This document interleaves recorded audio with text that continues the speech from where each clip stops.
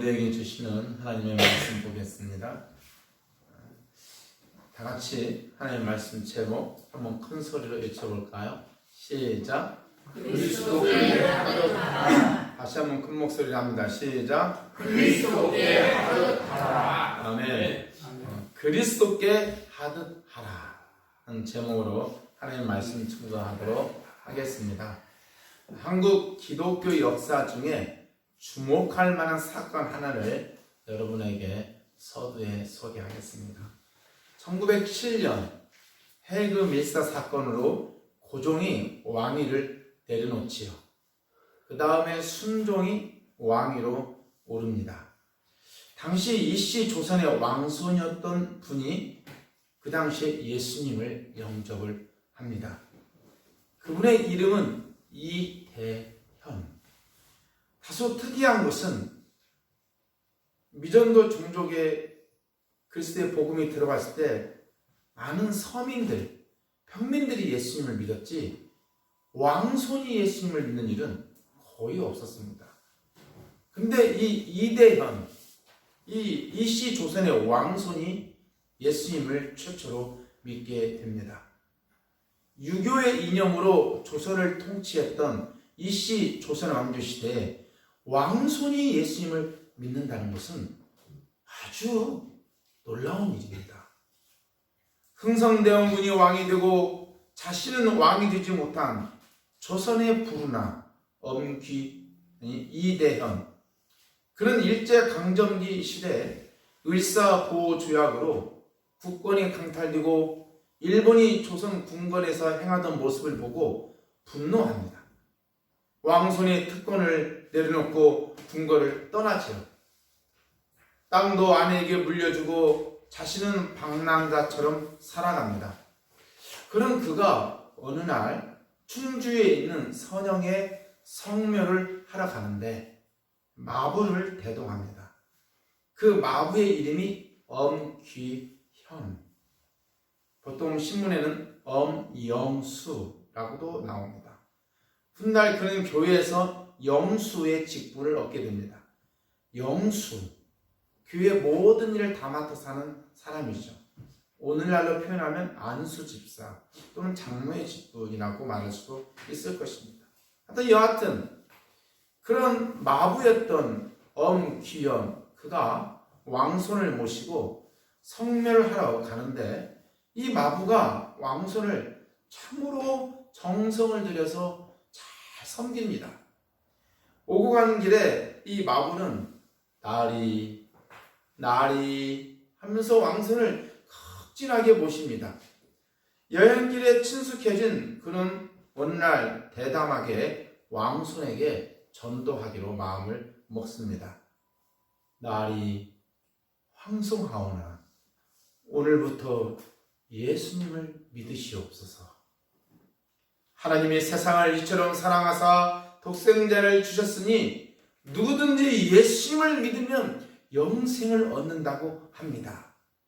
나리도 예수를 믿으면 죄사함을 받고 영생을 얻을 수 있습니다. 라고 왕손에게 이 마부가 전도를 하는 것입니다. 왕손 이재영은 마부꾼의 태도가 건방져 보입니다. 괘씸하죠. 자기 주제도 모르고 어디서 왕손에게 그런 말을 하다니 이 왕손은 아주 불쾌합니다. 야 이놈아, 건방진 소리 그만하고 말이나 잘 몰거라 핀잔을 줍니다. 그 당시 왕손이기에 서양 선교사들과 서양 문화에 관한 이야기를 그도 듣긴 들었습니다만 이 마부꾼의 이야기가 도저히 이해가 되지 않습니다. 어느 날 왕손 이재영은 빈정대는 투로 마부에게 묻습니다. 어이 마부, 예수를 믿으면 그 마부꾼 신세 면하는가? 마부 엄영수는 말합니다. 나리, 예수님을 믿는 것은 그런 도리가 아닙니다. 저는 마법군 신세를 면하려고 예수를 믿는 것이 아닙니다. 아니 그럼 왜 예수를 믿는다는 말인가? 제가 예수를 믿는 것은 마부꾼 노릇을 더 잘하려고 믿는 것입니다. 나리께서 예수님을 믿으시면 제가 평생을 마부꾼으로 나리를 모시겠습니다. 순간 왕손 이재영은 놀랍니다. 세상에 이런 일이 있다니. 그때부터 그는 예수님에 관한 호기심이 생깁니다. 기독교가 그렇게 좋은 것인가? 그런 질문을 던집니다. 밤몰래 예수님께 찾아와서 니고데모처럼 거듭남이 무엇인지, 영생이 무엇인지, 하나님 나라에 들어가려면 어떻게 해야 하는지 이 모든 것이 그는 궁금합니다. 시간이 흐를수록 마부에게 예수님에 관한 것들을 자꾸 물어봅니다. 하나님을 알아가기 시작합니다. 그는 예수님을 영접하지요. 그는 평생 마부꾼 엄기현을 평생 잊을 수가 없는 겁니다. 세월이 흐르고 그는 이제 방랑자 신세는 그만할 수가 없고 돈도 떨어지고 남에게 신세 지는 것도 한두 번이죠. 이제 방랑자 신세는 그만 멈추고 아내가 있는 집으로 돌아갑니다. 그때가 1907년 원산에서 시작된 부흥운동이 평양을 거쳐서 전국적으로 번져가던 때였습니다. 마침 아내가 다니던 승동교회에서 부흥사경회가 열렸습니다. 아내가 남편에게 부흥사경회에 가자고 조릅니다. 알았다고. 그래서 아내와 함께 부흥사경회에 참석하게 됩니다. 그런데 이게 웬일입니까? 바로 그곳에서 자신에게 예수님이 누군지를 알려준 마법군 엄기현을 만나게 되는 것입니다. 왕손 이대에는 마부 엄기현의 손을 꼭 잡으며 이렇게 말합니다. 정말 반갑네 그려. 날이 왜 이러십니까? 제 손을 놓으시기 바랍니다. 저는 마부에 불과한 사람입니다. 여보게, 내가 교회 밖에서는 왕손이지만 교회 안에서는 그리스도 안에서 한 형제네. 그리고 마부꾼 엄영수에게 형님 라고 부르는 것입니다. 오히려 왕손이 마부를 깍듯이 모시는 겁니다. 그는 왕손으로서 특권을 내려놓았을 뿐만 아니라 이제 왕손의 주의마저도 내려놓습니다. 그리고 예수를 믿고 일평생 남을 위해 살다가 나는 고요히 죽으리라. 남에게 주면서 사는 것처럼 행복한 일이 어디 있을까? 남에게 받으며 사는 것처럼 불쌍한 일이 또 어디 있단 말인가? 대접받는 생활을 기꺼이 포기하고 항상 주는 자의 삶, 주님의 사랑을 그는 실천합니다. 후에 그는 목사가 되어 주님께 헌신하는 제자의 길을 가게 됩니다. 이게 기독교입니다. 수많은 사람들이 왜 세상은 변하지 않는 걸까? Why not change the world? 어느 대학교의 간판 이름이죠. 슬로건을 걸고 외치며 도전합니다. 제발 이 세상이 바뀌었으면. 어느 회사의 CEO는 말합니다. 마누라와 자식 위에는 다 바꾸라고. 그래서 세상이 바뀌었습니까? 온통 전쟁과 기근으로 가득하지 않습니까? 성경은 거꾸로 말합니다. 세상을 바꾸기 전에 너부터 바뀌라고. 이웃을 대하는 너부터 바뀌라고. 우리의 영혼은 거창한 구호나 슬로건으로 바뀌지 않습니다. 물과 성령으로 거듭나라고 합니다. 술 취하지 말고 성령으로 충만하라고 합니다. 지난 시간에 제가 말씀드렸던 것처럼 아내는 남편에게 순종하고 아내의 의무를 다하라는 겁니다. 남편은 아내를 자기 몸처럼 사랑하라고 합니다. 마치 그리스도가 교회를 사랑했던 것처럼 그 정도로 남편은 자기 자신을 아내에게 내어주라고 합니다. 뜨끔합니다. 자녀는 부모를 경외하라고 합니다. 부모는 자녀를 노엽게 하지 말라고 합니다. 오직 말씀과 훈계로 잘 양육하라고 합니다. 더 나아가 오늘 본문에서는 종이 상전을 대할 때 어떻게 하라고 합니까? 그리스도를 대하듯 하라고 합니다. 마부가 왕손을 대하듯이 그렇게 대하라고 합니다. 구체적으로 말합니다. 성실하게 대하라고 합니다. 순간을 유면하기 위하여 눈가림하듯이 그런 식으로 상전을 대하지 말라고 합니다. 두렵고 떨리는 마음으로 육체의 상전을 대하라고 합니다. 기쁜 마음으로 육체의 상전을 대하라고 합니다. 물론 상전도 마찬가지입니다. 상전도 종을 위협하지 말라고 합니다. 상전은 항상 자기도 하늘 위에 상전이 있음을 알고 종을 인격적으로 대하라고 합니다. 여러분, 이게 가능합니까? 그 당시 로마 사회는 노예 사회였습니다. 노예가 한 6천만 명 정도 되었다고 추정합니다. 노예는요, 물건을 서로 사고 팔듯이 그런 소유물이었어요. 그냥 물건이었어요. 조금만 잘못하면 살갗을 찢겨내는 채찍이 날라듭니다. 그런 노예들이 어떻게 기쁜 마음으로 진심으로 육체의 상전을 대할 수 있단 말입니까? 그런데 그게 가능했다는 겁니다. 어떻게? 내 안에 계신 예수님이 내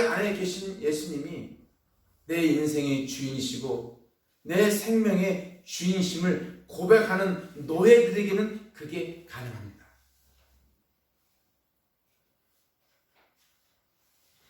예수님이 내 안에 계신다는 것을 여러분은 얼마나 미러클로, 기적으로 생각하십니까? 가장 큰 기적은요, 하나님이 이 땅에 오셔서 육신의 모습으로 오셔서 내 안에 거하시는 것, 이것만큼 놀라운 기적은 없는 겁니다. 내 안에 계신 예수님을 내가 생명의 주인을 알고 섬기는 거, 그럴 수만 있다면 노예는 육체의 상전을 기쁨으로 섬길 수 있습니다. 주인도 마찬가지입니다. 하나 물건에 지나지 않는 저 노예를 내가 어떻게 그리스도를 대하듯이 대한단 말인가? 어떻게 왕손이 마부에게 형님! 라는 말을 할 수 있단 말입니까, 여러분? 유교시대, 이씨 조선왕조 시대에 어떻게 왕손이 마부에게 형님이라는 말을 할 수 있단 말입니까? 교회에 와서 돈 좀 많다고, 11조 좀 많이 낸다고, 사회에서 내가 좀 국회의원이라고, 내가 회장이라고, 유세를 부리는 사람들은 불가능한 일입니다. 교회는 유세 부리는 곳이 아니에요.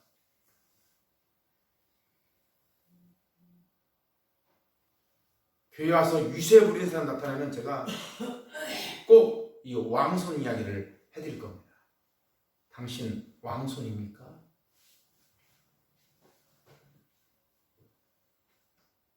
오늘날 한국교회의 가장 큰 문제점이 무엇입니까? 죄를 짓고 나면 교회에 나와서 예수 그리스도의 피로 말미암아 죄 사함을 얻는 일은 우리 모두가 익숙합니다. 죄 사함의 은총을 받는 일에는 너무 익숙해요. 그러나 내 안에 계신 예수님이 내 인생의 생명의 주인으로 역사하지는 않아요. 예수님을 모시고 살면서도 예수님을 내 인생의 주인으로 대하지 않아요. 저나 여러분이나 우리는 예수님을 인생의 주인으로 모시고 사는 예수님의 종들입니다. 그리스도의 종들이죠. 아주 성실하게 사람 눈치 보지 말고 우리 인생의 주인으로 섬기며 살아야 됩니다. 예수님을 믿으면 그저 죄사함의 은총을 받는 그런 것으로 끝나지 않습니다. 예수 믿고 천국 가는 것 그 이상의 삶이 저와 여러분에게 펼쳐집니다. 예수님을 믿으면, 정말 제대로 예수님을 믿으면 모든 인간 관계가 다 바뀝니다. 너무 놀랍게 바뀝니다. 모든 인간 관계가 다 거듭납니다. 우리의 말과 우리의 행동과 우리의 혀와 우리의 손과 우리의 발과 우리의 귓볼과 우리의 입술과 우리의 엄지손가락과 우리의 오른쪽 팔 엄지손가락이 다 거듭납니다. 예수를 믿으면, 진실로 예수님을 믿으면 하나님께서 인간을 창조하실 때 그 원래의 모습으로 돌아갑니다. 그때 모습이 어떤 모습이었습니까? 하나님은 인간을 창조하시고 인간은 하나님을 경배했죠. 하나님께 순종하고 하나님은 인간을 사랑하셨죠. 사랑과 순종, 이것이 모든 인간관계의 기본입니다. 이 원리를 잘 실천할 수만 있다면 우리의 인생은 다 복받습니다. 복이 어디 멀리 있는 게 아닙니다. 순종하고 사랑하고 이 원리만 지키면 저와 여러분의 인생은 다 복받습니다. 윗사람에게는 순종하고 아랫사람은 잘 사랑해주고, 아내는 남편에게 순종하고 남편은 아내를 사랑하고, 자녀를 낳고 난 다음에 자녀들은 부모에게 순종하고 부모는 자녀를 사랑하고, 그게 잘 되는 길입니다. 그게 축복의 방식인 것입니다. 이러한 축복의 구조는 가족에게서만 일어나지 않습니다. 오늘 본문이 강조하듯이 주인과 종의 관계에서 적용이 된다는 것이죠. 아무리 종이라 할지라도 우리가 예수님을 믿는다면 사랑과 순종으로 종을 대해야 됩니다. 종은 상전에게 순종하고 상전은 종을 사랑해야 됩니다. 사도 바울이 오늘 이 본문에서 이 원리를 강조하고 있는 것입니다. 상전들아, 너희도 종들에게 위협을 그치라. 이는 너희의 상전이 하늘에 계시고 그에게는 사람을 외모로 취하는 일이 없는 줄 너희가 알미라. 가끔씩 차량 운행을 하다 보면 현수막 하나가 붙어 있더라고요. 그 현수막 내용이 상당히 의미가 있어요. 오직 노동으로만 살 수 있는 세상이 오게 하소서. 참 의미 있는 문구다, 그런 생각이 들어요. 자본주의 시대다 보니까 자본이 노동을 차별해. 많은 사람들은 차별받지 않는 세상을 꿈꾸죠. 그렇지 않나요? 남자나 여자나, 군대를 가든 군대를 안 가든, 노인이든 어린이든, 외국인이든 한국인이든 차별받지 않는 세상, 폭력 없는 세상, 그런 세상을 꿈꾸지 않나요? 그래서 저는 가끔씩 노동당, 진보당, 그런 정당들이 가끔씩 좀 많이 나왔으면 좋겠다는 생각도 해요. 여러 정당이 있어야 됩니다. 기후위기당, 차별금지당, 이 세상은 너무나 차별이 심하죠. 폭력도 심하고, 아랫사람이라고 함부로 대하고, 위협하고, 왕따를 시키고, 그러지 말라는 거예요. 그러지 말라는 거예요.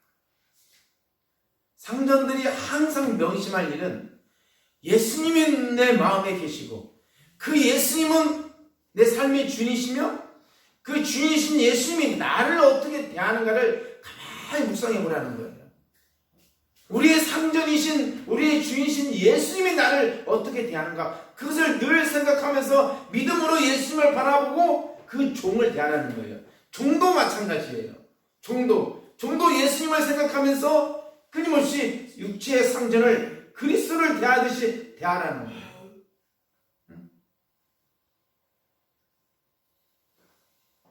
그렇게 될 때 우리의 모든 인간관계는 다 거듭나게 됩니다.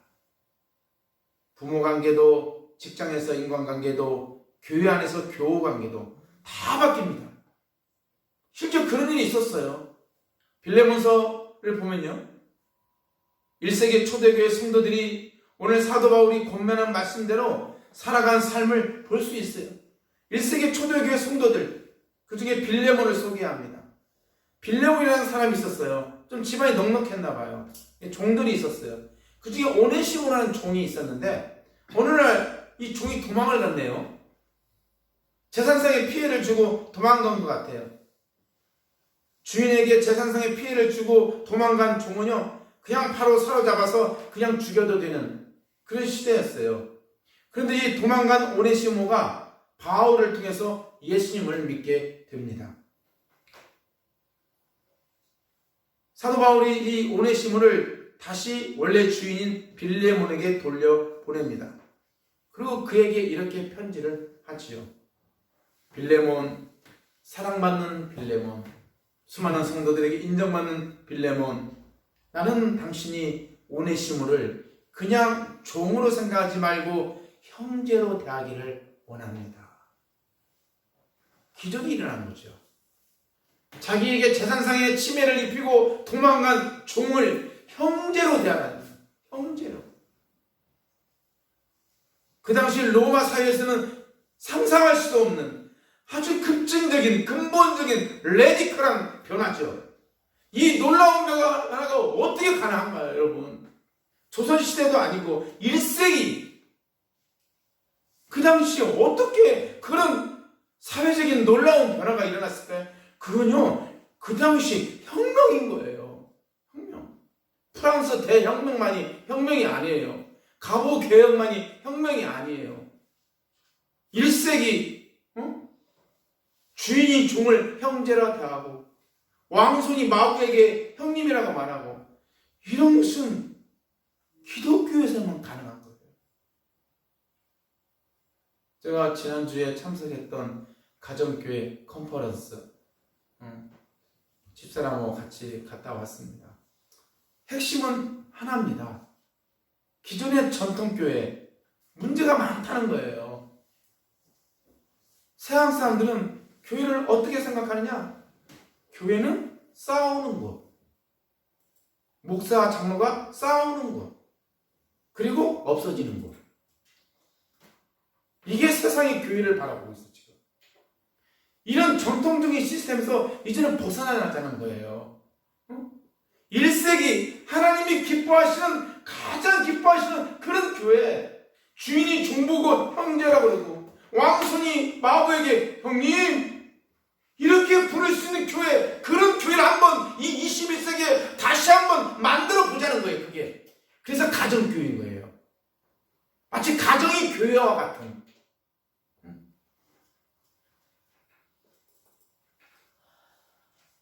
오케이 교회가 비영리법인 종교단체로 남는 것은 수치예요. 교회는 가족과 같아야 됩니다. 가족과. 어쩔 수 없이 집사, 장로, 권사, 목사라는 직분이 있긴 있지만 그건 다 껍데기인 거예요. 껍데기. 가족이 되지 않는 교회는 하나님 앞에 거듭나야 됩니다. 그게 어떻게 가능합니까? 예수님을 내 마음에 보시고 살면 됩니다. 예수님을 내 마음의 인생의 주인으로 섬기고 살면 돼요. 거창한 제자 훈련 1단계, 2단계, 3단계 그런 거 안 해도 돼요. 예수님을 내 마음에 모시고만 살고 예수님을 내가 인격적으로 영접하고 예수님을 인격적으로 내가 내 인생의 주인으로 진실을 인정하고 산다면 다 바뀝니다. 교회는 천국으로 변합니다. 저와 여러분이 꿈꿔야 될 세상이죠. 우리 오케이교회 정말 가족처럼 교회가 천국으로 변하는 저는 그것을 꿈꿉니다. 우리 교회 한 300명 됐으면 좋겠다. 우리 교회 더 크게 됐으면 좋겠다. 그런 거 안 해도 돼요. 안 해도 돼요. 10사람만 남아도 돼요. 아무 상관없어요. 우리 교회가 가족처럼 천국처럼 형님 그런 고백을 서로 주고받을 수 있다면 오케이. 우리 다 같이 두 손 들고 대처 오케이 한번 해볼까요? 다 같이 두 손 들고 한번 따라서 하십시다. That's okay. That's okay. That's okay. That's okay. 네, 손 내리시기 바랍니다. 전주대학교 가가지고 설교를 했는데 다 같이 두 손 들고 That's okay 했더니 다들 웃어요. 우리 교회에서는 대추빵 준다고 하니까 이게 무슨 말이냐? That's okay. 응? 주님 말씀하시면 That's okay. 무슨 뜻이에요? 모든 인간관계가 다 풀렸다는 뜻 아니에요. 응? 우리 오케이교회가 정말 이 땅에 복이 드문 그런 천국으로 변하기를 원합니다. 그런데 죄사함의 은총을 받았음에도 불구하고 끊임없이 인간관계가 해결이 안 되고 정말 끊임없이 불편하고 그렇다면 우리는 근본적으로 우리 자신을 되돌아봐야 됩니다. 예수님을 삶의 주인으로 섬기지 않는 겁니다. 바라기는 순종과 사랑의 관계, 하나님이 만들어주시는 이 축복의 관계가 여러분의 모든 삶의 영역에서 아름답게 피어나기를 축복합니다. 하나님은 여러분을 사랑하시며 여러분을 위하여 오늘도 놀라운 계획을 가지고 계십니다. 기도하겠습니다.